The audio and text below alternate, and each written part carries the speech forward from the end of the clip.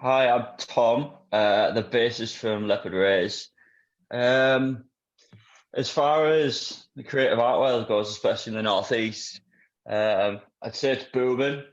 Um, I don't think that the pandemic has slowed things down. In fact, I think it's made people a lot more, uh, you know, enthusiastic and driven to do what they need to do.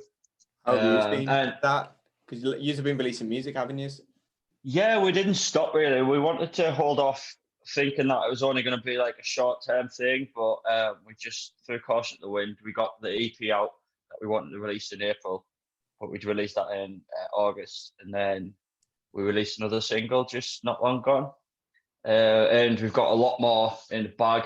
The only thing that's stopping us now is getting in the studio and laying some songs down. But as far as writing, I mean, I think we've got another 7 or 8 new songs we haven't even played live yet. So Yeah, you're pretty kitted out, aren't you? I've noticed that. Did you do one of the socially distance gigs as well? yeah, we done September one for time. bass. Yeah, with bass camp on Halloween night for Aaron and Kelly, everyone who put that on. Thank you very much because we wanted more than anything just to play a live gig, and it was a lot of fun. We got to dress up, um, and it was literally just before the nationwide lockdown as well. So I think everyone was really excited, and it sold out within a couple of minutes, and it was just like, yeah, let's get it going. It was a lot of fun that. And then we've done a couple of live stream gigs. Obviously, Luke's done for a few acoustic ones. Um, they're a bit strange, but I think everyone's just happy to see live music Oh yeah, or I am me. live live to a point of like sitting in your living room. It's still It's all good. interaction, isn't it? Yeah, definitely. We'll regress a bit. Let's go back. When did you originally go like, I want to be a musician? Specifically bassist, but when was that point? Was there a point when you were growing up, or was it much older? Or Yeah, I think when I was about maybe 11, my neighbour introduced me to Green Day. and I think they just released Bullet in the Bible. And I remember watching it like, oh my God, like, this looks a lot of fun. Um, and I don't know, it just took off from there really. And then Rock Band, the game Rock Band was immense. My mum tried to get me into it because she wanted me to get into the whole, uh, like some sort of different activity other than, you know, bothering her. So she bought me Rock Band, and I wasn't even that bothered at first. But once you got going, and then you think, right, I want to go into the real thing. I think that's been a big point for a lot of people around my generation who actually played it and started playing guitar. You hear a lot right? about it. Luke's the same, and I think Sean was as well. Luke was the same. Um, I'm the same as well. I had Guitar Hero. I remember Fall of yeah, Troy. That's how I got that's into that it. band. It's huge. It was a big step, I think. It sounds a silly one, having a guitar hero, but it was just like it got people into that style of music and got people into into playing guitar and a real one as opposed to your game console. But that I was don't know. yeah. I You think could that go to was the nightclubs at one point and play live. We play live yeah. Guitar Hero. Remember that? God, yeah. Those are the days. Guitar Hero and Tekken. Was there That was it. anything specific then that like sort of inspired you or like influenced you like on your journey as a musician? Obviously, you spoke there about Green Day. I imagine Green Day are still are they still up there? I'm not a huge fan of the new stuff, but it's a band I usually listen to quite a lot still because they're reminiscent of uh, my childhood and things like that. My favorite band now is Smashing Pumpkins, and they have been for a long time.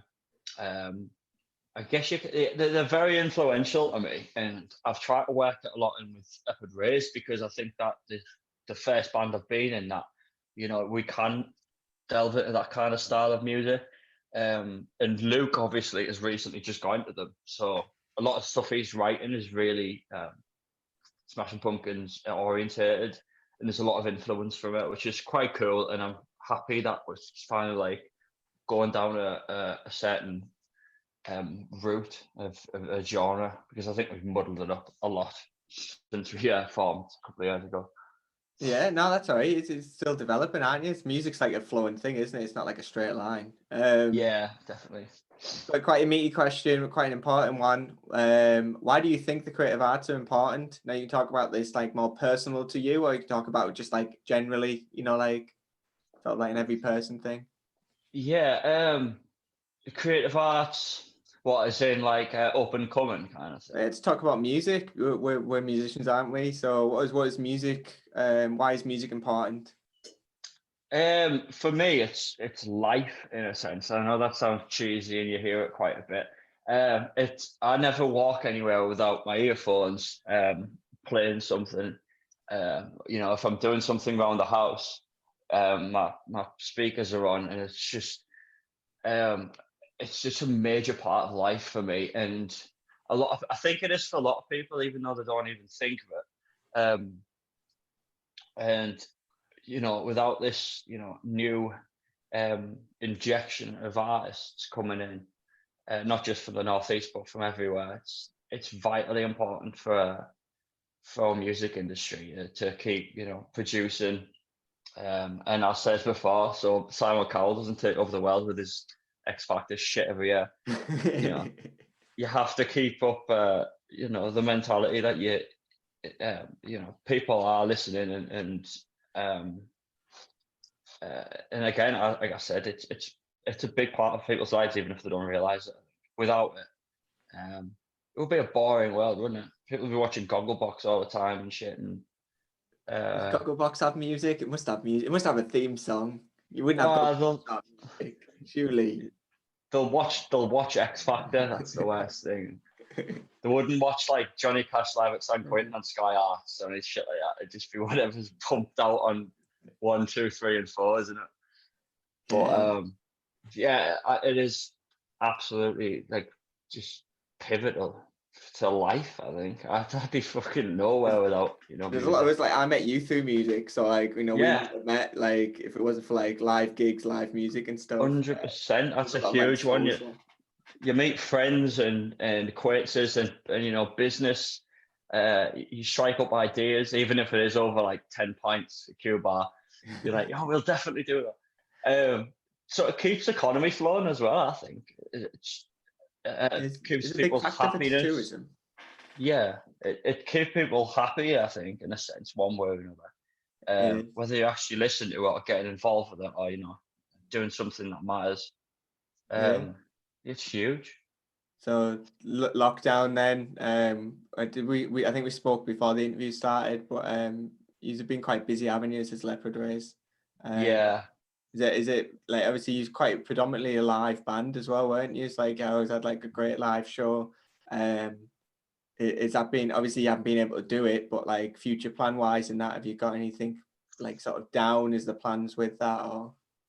yeah, it kicked us in the nads really because it was unexpected for everyone. But yeah, like you said, we love playing live, and I think that's how songs we basically just go in most live gigs with a new song and lay it down, even if it's not completely finished, to see what the reception of it is, whether it'll actually work.